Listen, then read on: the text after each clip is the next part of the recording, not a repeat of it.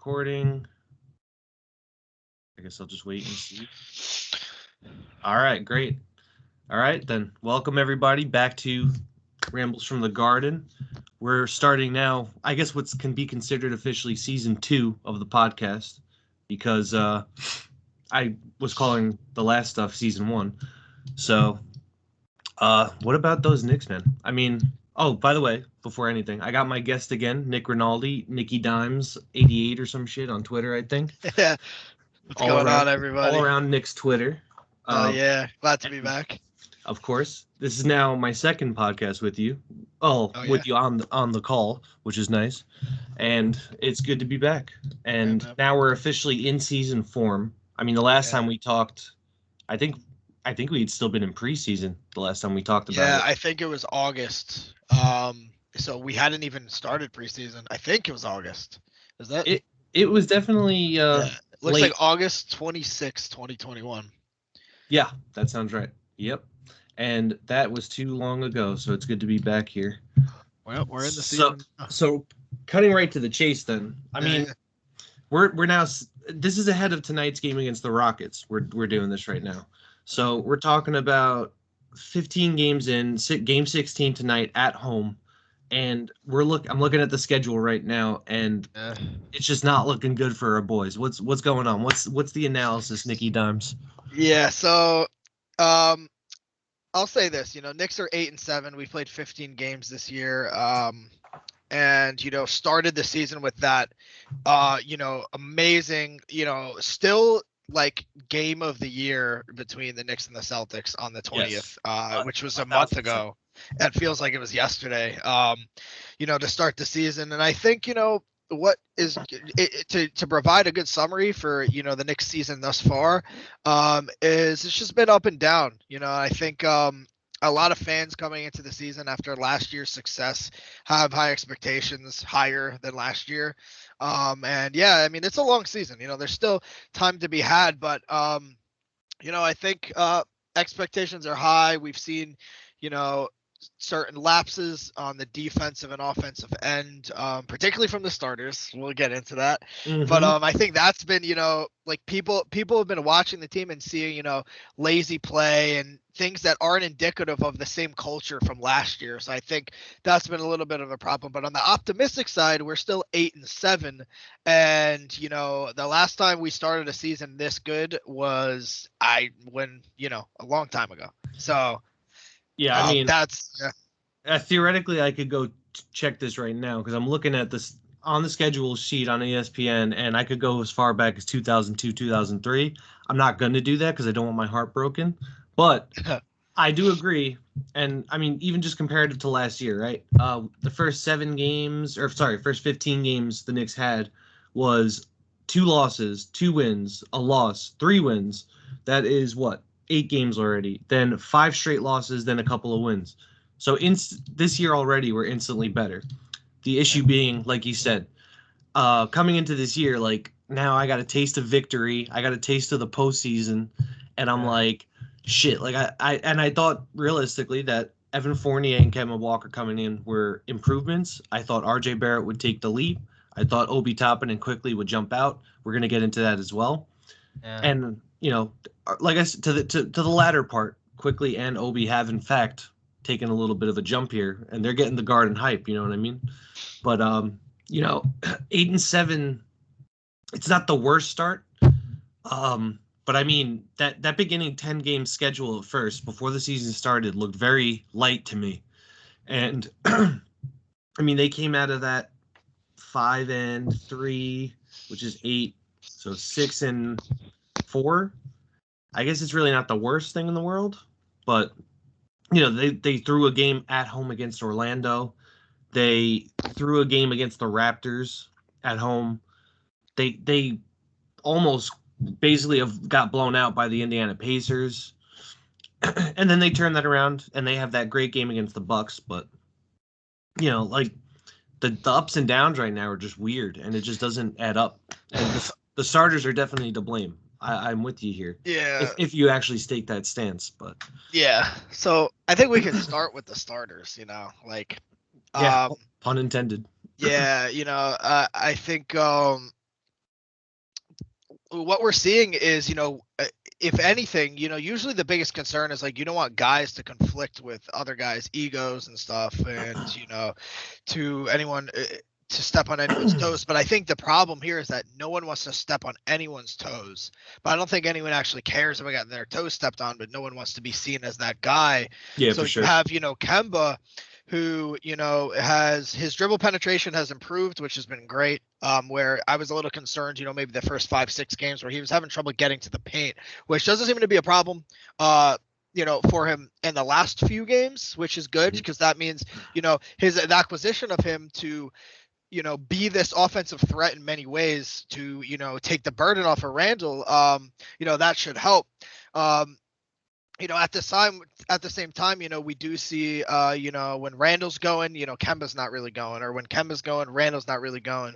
And then you have RJ here who has his own personal expectations. He's trying to live up to that.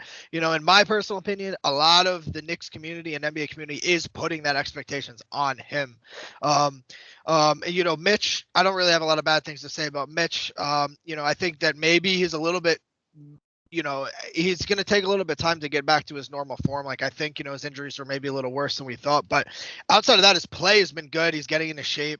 And then there's the Fournier question, love the two-man game between him and Randall, that pick and pop game behind the 3-point line, showing signs of the Bullock and Randall game from last season. But, again, it just looks like guys aren't trying to step on each other's toes. The last few games we've seen them come out with ball movement, but before then, man, a lot of ISO ball.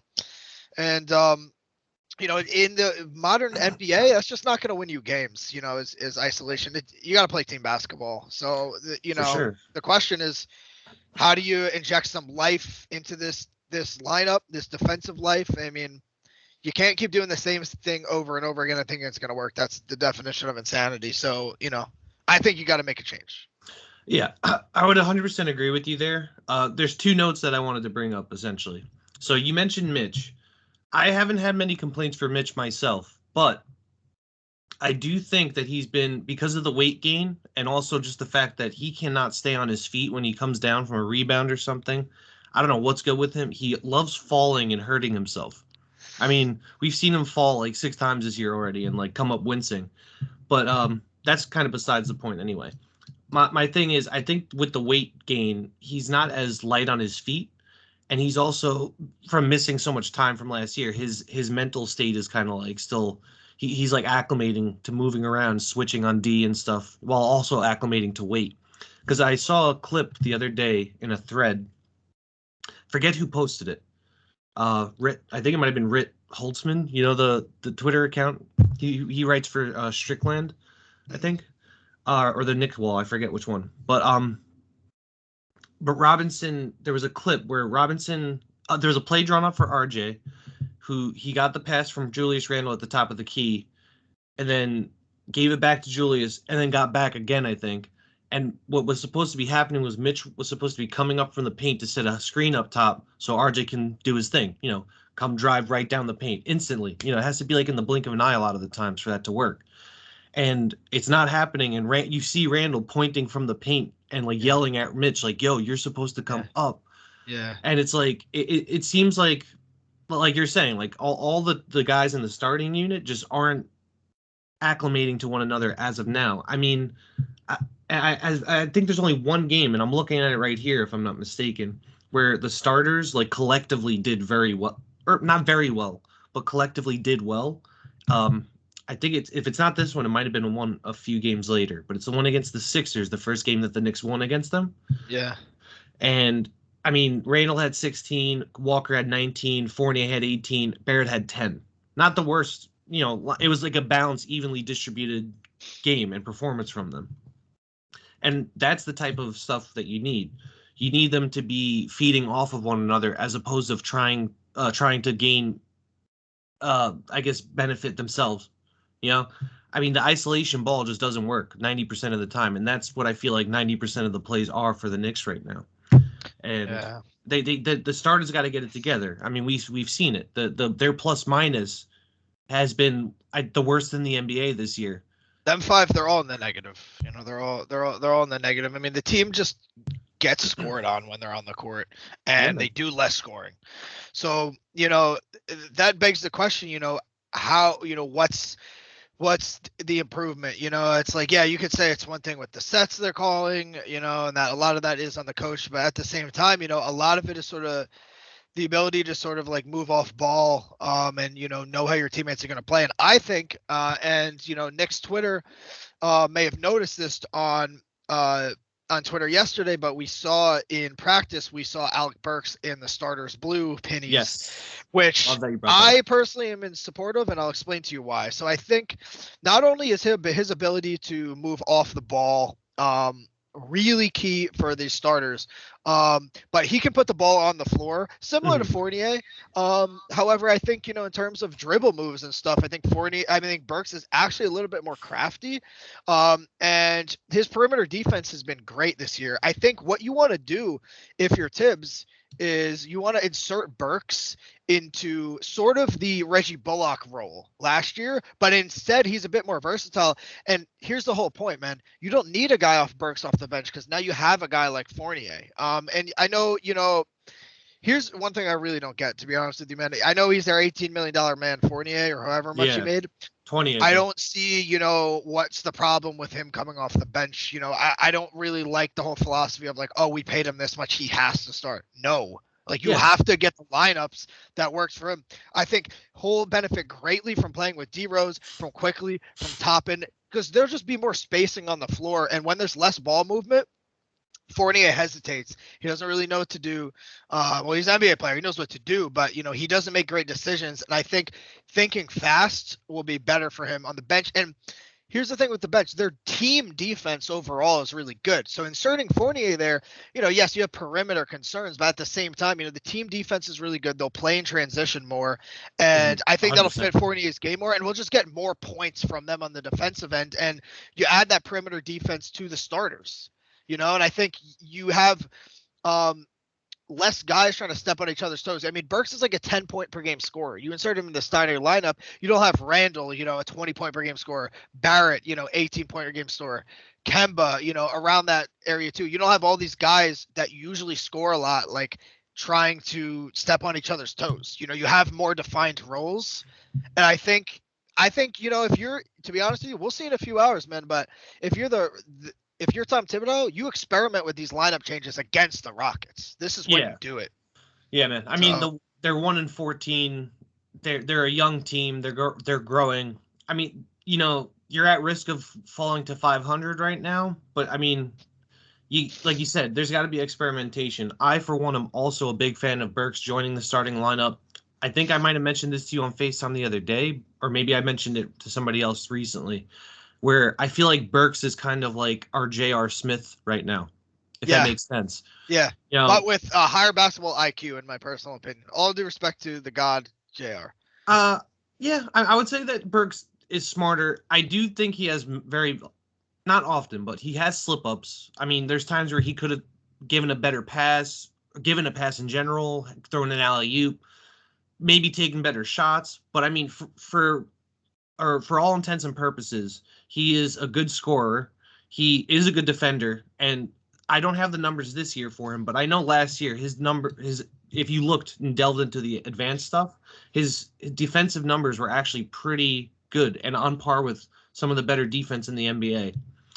And again, I think he just adds depth to the scoring on the starting unit. They need that guy that's just not afraid to shoot. Look at how many times these guys fucking pump fake, man. Yeah.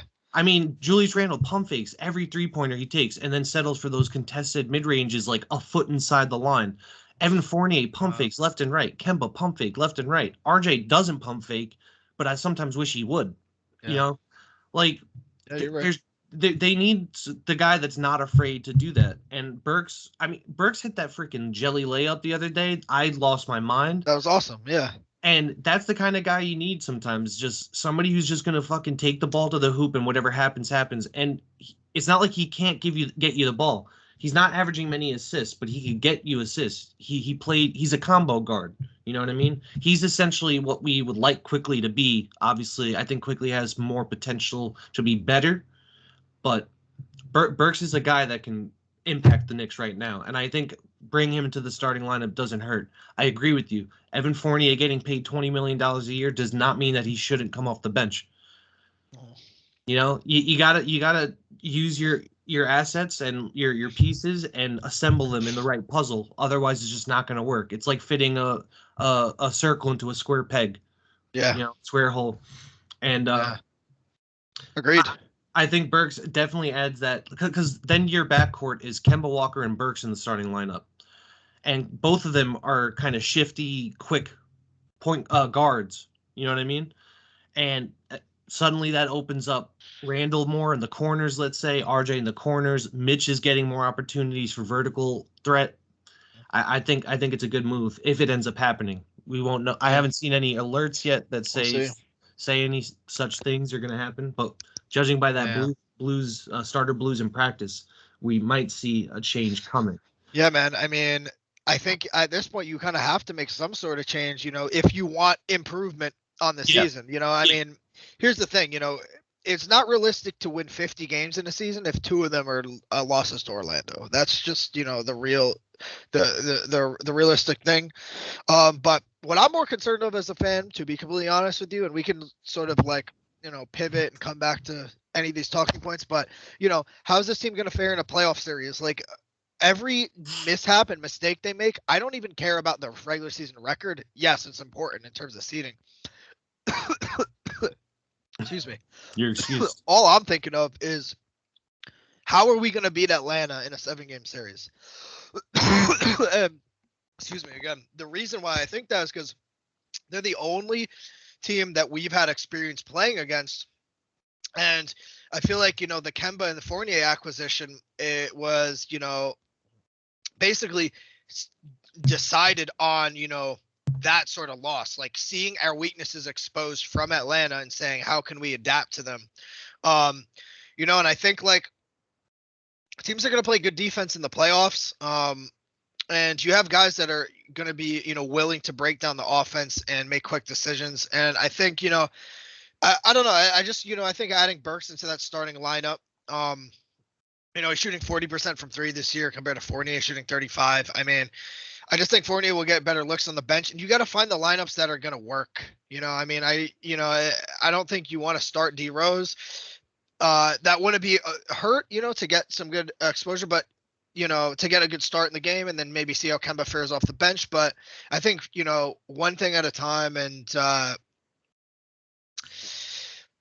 don't know, you gotta see how these guys are going to work together. Cause I agree with Thibs, you know, like, yeah, you can't keep saying like, you know, yeah, it's 15 games and then 20 games of like, oh yeah, you know, yeah, we'll get it together. You know, we're just trying to figure things out. It's like, maybe this is what the starting lineup will be. So now you have to make a change as the coach. And look, we saw him last year, you know, he did start Elf a lot. But, you know, when the fans didn't want him to, but I think, you know, this year maybe he'll be a little bit more open-minded with the lineup changes. You know, you got to see what works. Yeah, I would say Thibs 100% needs to take some more accountability now. I mean, he got his coach of the year. He got the Knicks back to the playoffs last year in 4th seed. But it's like, it's almost like the Knicks are on the trajectory of the Minnesota Timberwolves, that same 2-year span where Thibs was coach, got Jimmy Butler, it was like 3 years actually, 2.5 or something. But Thibs got them to the playoffs when they traded for Jimmy Butler. And then the following year, like, there was some sloppiness and just, it was a mess. Yeah. And I think Thibs sticking to his morals right now isn't exactly the healthiest thing for this team, and not also really a good look for him when he goes to press conferences and just keeps saying, oh, I'm going to trust my guys and yada, yada, yada. Yeah. But the issue being, like, you should, as a coach, because he has that experience, he has the tenure in the NBA, he should know by now, like, I'm seeing this starting lineup, and yes, the advanced statistics argument isn't always the most supportive thing, but there's literal proof that the starting lineup is just a shit show right now. Mm-hmm. And you don't want to mess with the entire team chemistry, but picking and placing pieces to try and make things even slightly better on either end of the spectrum is just so beneficial, and that this team needs it. They're 500 right now, just about. Well, you're not even messing with anything, chemistry, because there is no chemistry in the starters. So, you know, there's no chemistry in the start. The only concern is Yes, messing with the bench. Correct. But I think Burks, to go back to Alec Burks, I think he's versatile enough where it's like removing him from the backups isn't messing with that chemistry too much, because you have Burks is versatile. He can play with various players on this team. Quickly and Toppin and Rose, I think you want to keep that third core, and then you miss and match Taj and Noel in there. Mm-hmm. Even Mitch sometimes. I honestly think you give RJ some burn with the bench too. He plays better as well. He plays better in open space. That's what. And now this is the perfect segue into quite possibly my favorite part of the Knicks season so far is the bench unit. Yeah. They're the real Knicks, man. Like, let's be honest, And this has happened before. That's the funny part, because I don't know if you remember. I think it was like 5 or 6 years back. There was the starting lineup of Melo, Porzingis. I don't think Derrick Rose was there at the time yet, but I think Jose Calderon was still there and whoever else. And then Derek Williams, I think Travis Ware. There was this bench unit, and Derek Williams was at the heart of it. That's all I remember. And that bench unit would come in and save the day, just like this bench unit is doing right now. And it was thrilling, because it was like, oh my God, this is actually actual ball movement, good defense. Guys were constantly switching and sticking with their guys on the perimeter. There was a sequence like that the other day. I forget which game it was. Maybe you could jog my memory here, but I think it might have been. Was it the Pacers? It was the Pacers. Yeah, it was the game they won, and I mean, just constant rotation the entire time on defense after the bench came in and they were down. They got up. I think they tied the game, and they're just moving around and like interacting and like talking with each other and turning defense into good offense, like healthy offense. Right. Obi Toppin is constantly leaking up the wings to get ready for an alley-oop or just like be there for something. He creates distractions for other people. It was against the Magic. I'm sorry, what I'm talking about. But they lost that game. I'm sorry. But yeah, it's like, I just don't understand how the starters who are filled with anywhere from 6 to 10 year veterans aren't looking at this bench unit go off and save their asses and be like, shit, something's wrong with us. We need to play better. And confronting Thibodeau about it or some shit. Well, I think it comes down to this. I think it does come down to, these guys are just people and there's lack of communication. And I don't think it's like they have any inner resentments towards each other. I think they just don't communicate.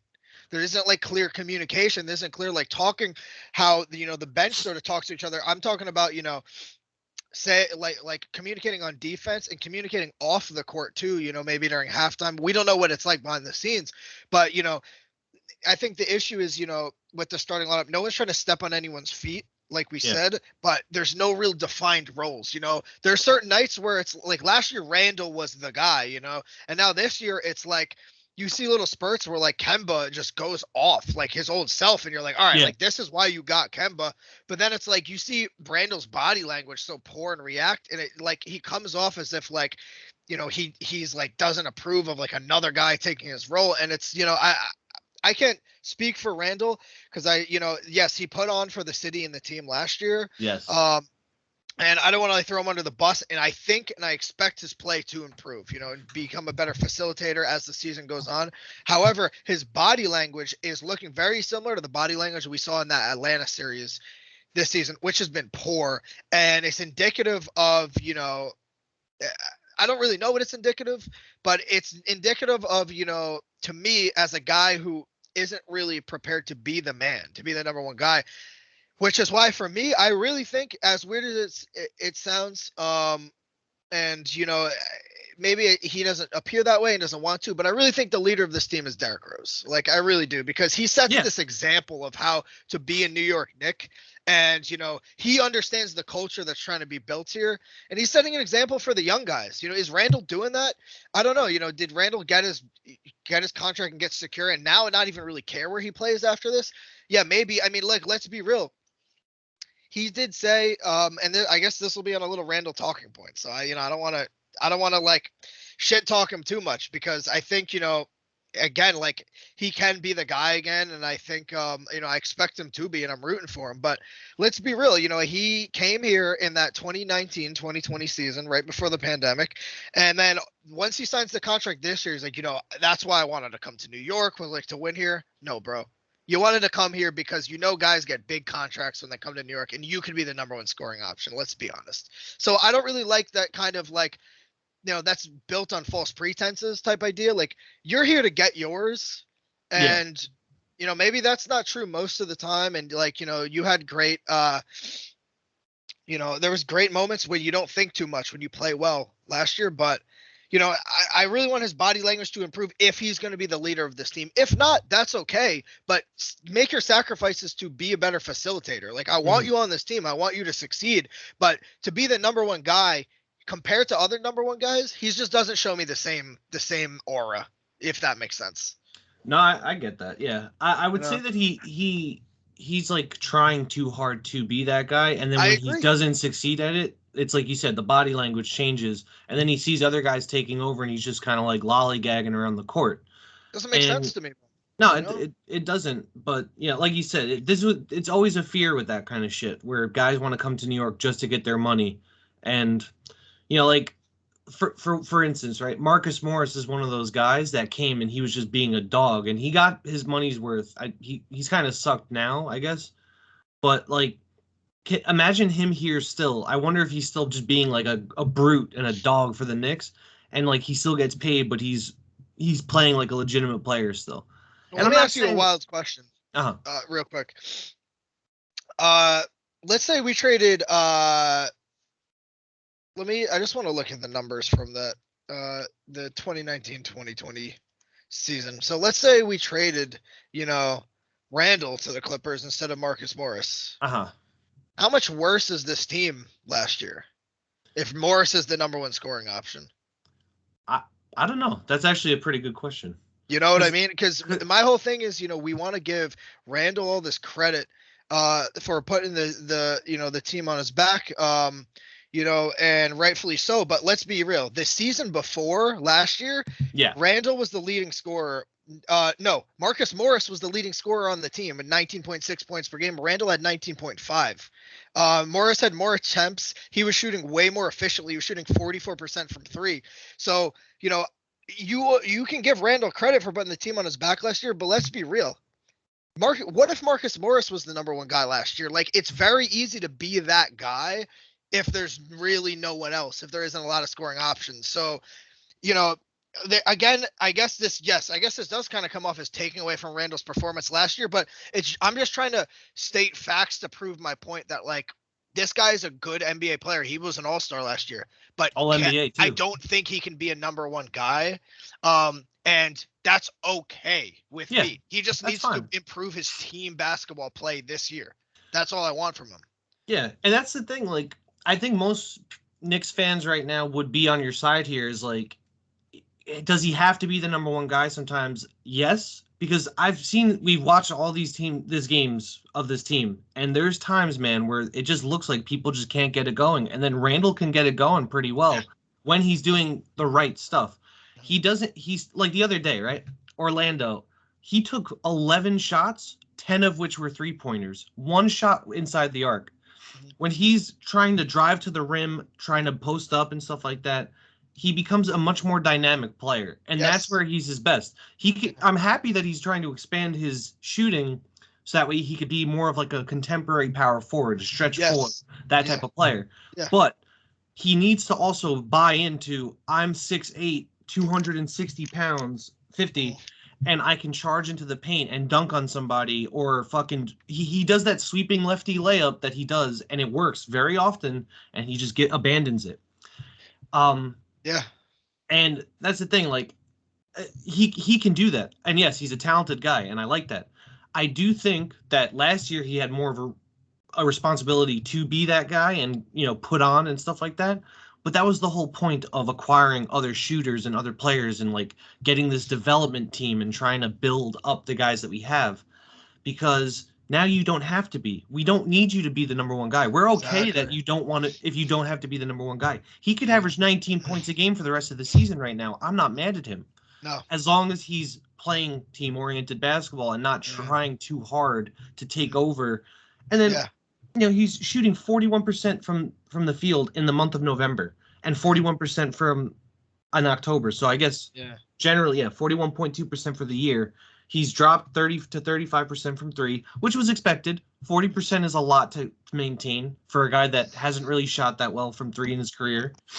But like, just get your shit together. You don't have to be the hero anymore. It's truly like as simple as that. You can do less and it's okay. We'll accept it as long as you're doing the right stuff, Yeah. So I want to just clarify too, like only reason I have him under the microscope compared to Fournier and Kemba is like, yeah, they are getting used to a new system. Randall is, he's under the microscope because, we have these expectations on him. So, I think like if he, when he doesn't think a lot, he plays so much better, but you can see when he's trying to make a decision like pump fake or, trying to make a pass, that's when he starts playing poorer.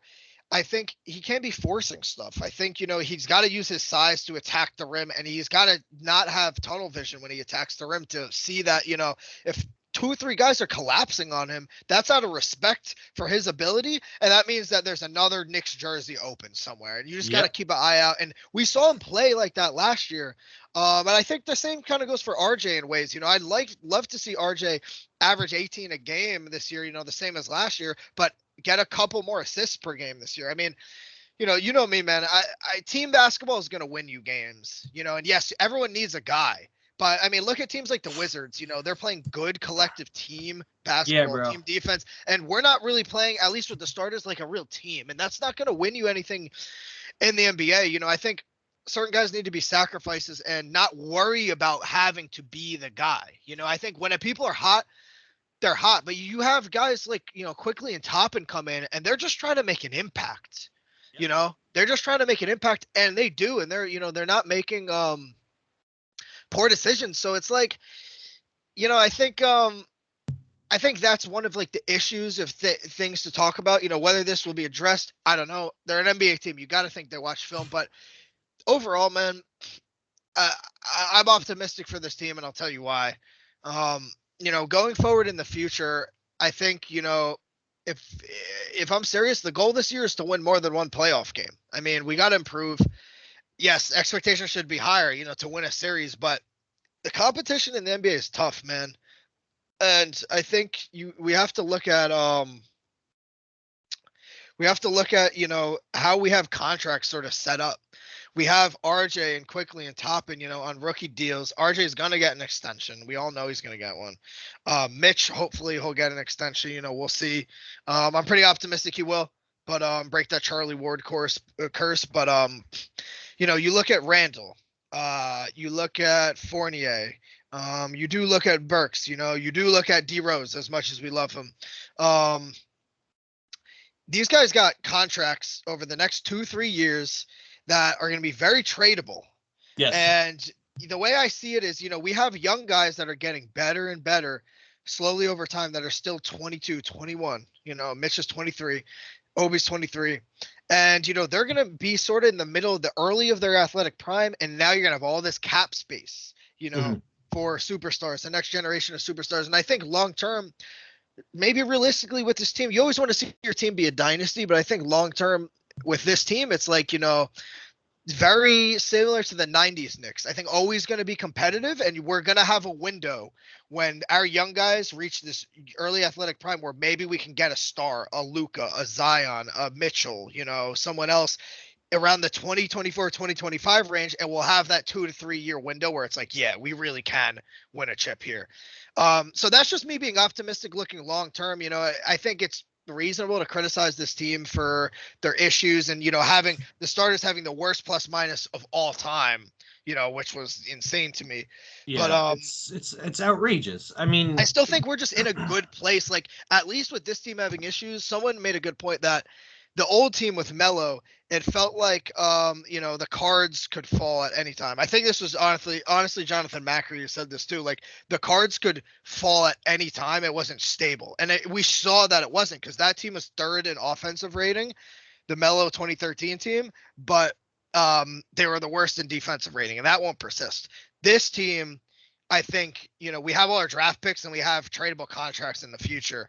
So I think, we have a more bright future to stay consistent, which gives me hope for optimism. But, expectations, me personally, I've eased them a little bit. That's what I'll say.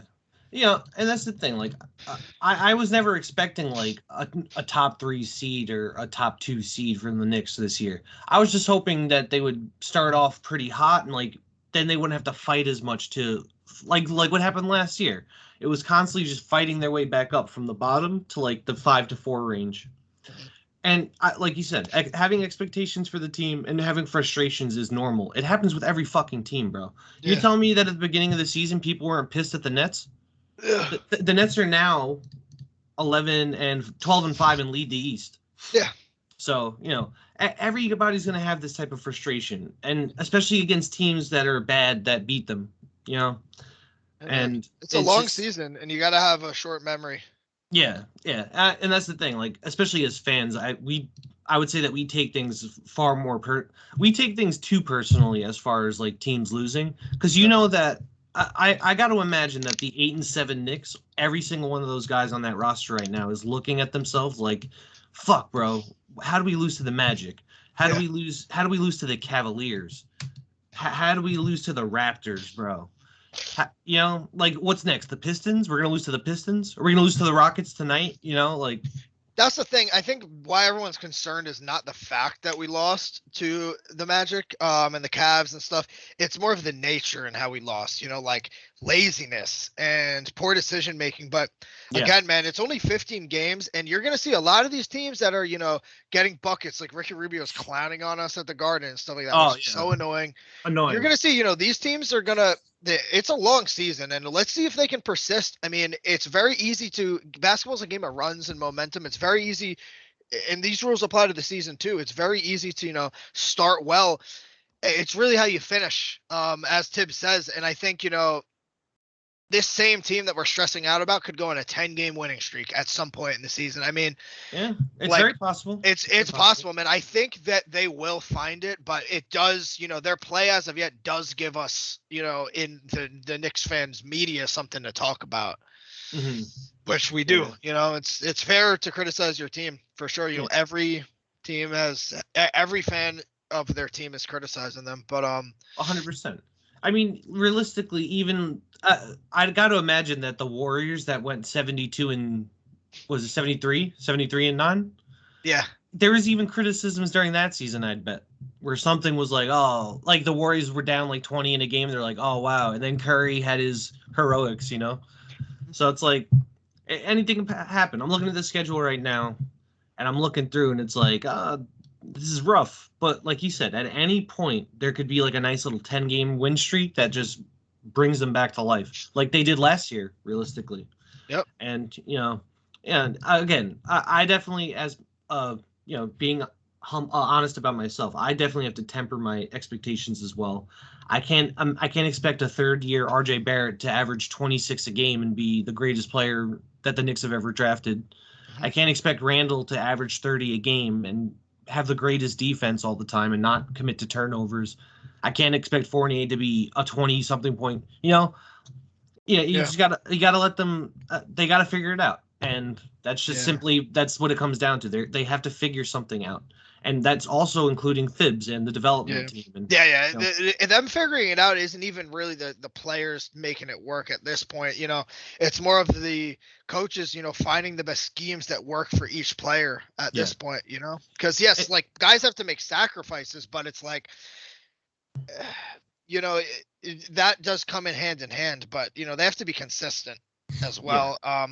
What's going to work? I think again, this Fournier for Burke swap, it makes sense from a basketball perspective. So I think you should try it out. It truly just changed, like you mentioned, noted earlier. I mean, how Fournier's kind of fallen into the Reggie Bullock role, except with a little bit more ball handling. He could put the ball down and try to get to the rim, but like.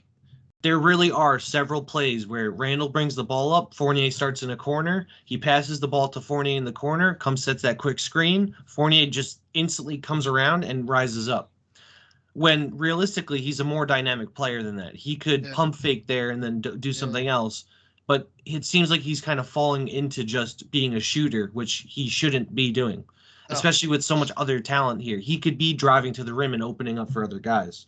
Yeah. And Burks can do that. Burks is that. He is the epitome of that. So Here's one thing I will say that I did like they were doing in the Pacers game. Lots of pick and roll. Like, just come back to the fundamentals. Like Kemba and Randall pick and roll. Kemba and Mitch. Fournier, Randall pick and roll. And you either take the shot yourself if you're the ball man, or if you're the roll man, maybe you get an opportunity too. But like, do something that that tries to move the ball. Yeah. And which that's some things I saw. I think with the Orlando game, I do think that was one of those games where it's just like Orlando was hitting a lot of tough shots. We weren't hitting our easy looks. And, that's just how the cookie crumbles. But it was the third quarter, and I think, again, like, we have these issues where the second quarter will be up by like 3, and then we'll have like teams get like back-to-back buckets within the last like minute of the second quarter, and it builds that third quarter momentum. And it's like, you got to play 4 quarters, man. You have to play all 4 quarters in this league. Yeah, that's actually something funny that you brought up, the third quarter of doom that is being called. Yeah. Like, what's going on with that? And I can't even make sense of it, dude. It's the third quarter starts. It looks like, the guys got their heads back. They got they got reamed by Thibs in the locker room, and they're like, okay, let's do this. And then they just crumble again. And then what happens? The bench comes in. And that's actually what I was going to transition to as you were talking about it before, the pick and roll part.